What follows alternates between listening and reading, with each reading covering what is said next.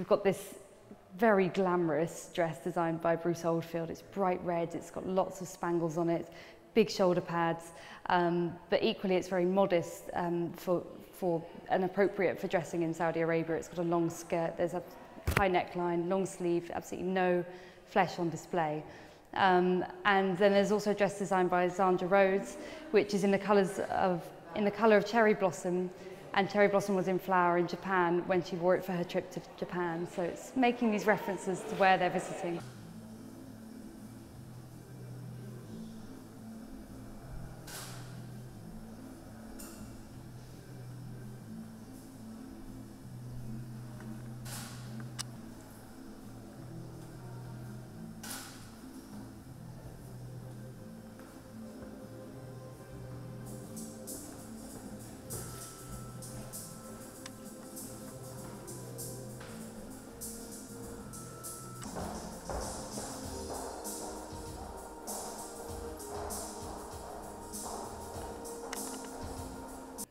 For the 50s, we're looking at kind of the influence of Dior's new look and the big new full skirts.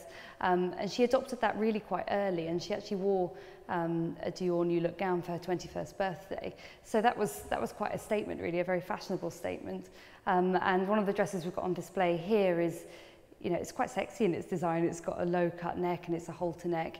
And when it was reported on in the press, you know, people were very excited to see it because it was a kind of sexy dress for a royal to be wearing. But I think, again, she's still kind of dressed within the codes of a royal wardrobe, just perhaps kind of pushing the boundaries a bit more.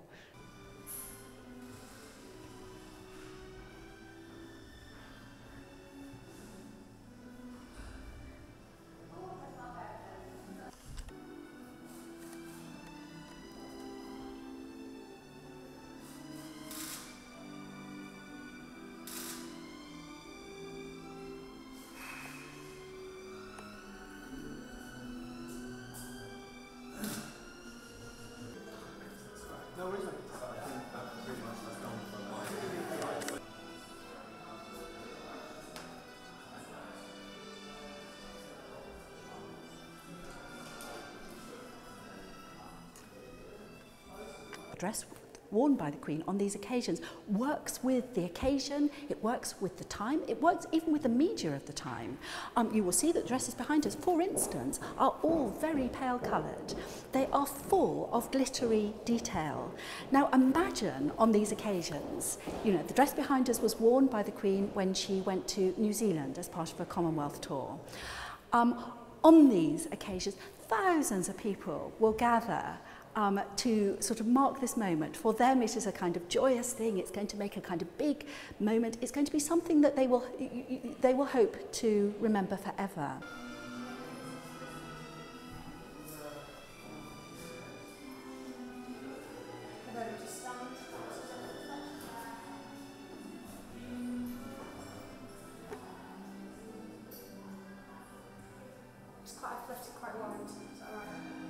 It gives a gravity to the situation.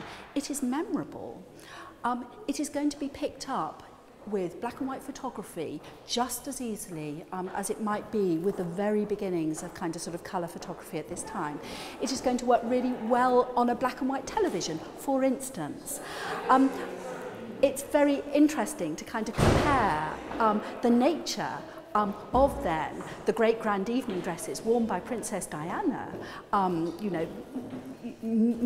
several decades after this, where there is an absolute sort of paint box of colour.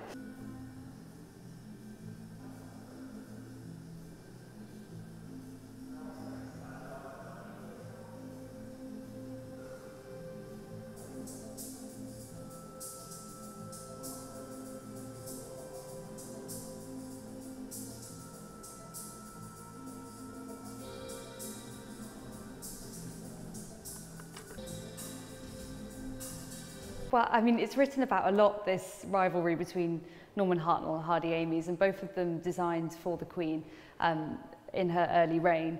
And Norman Hartnell did both the Queen's wedding dress and Princess Margaret's wedding dress. I don't know how much of the rivalry is true.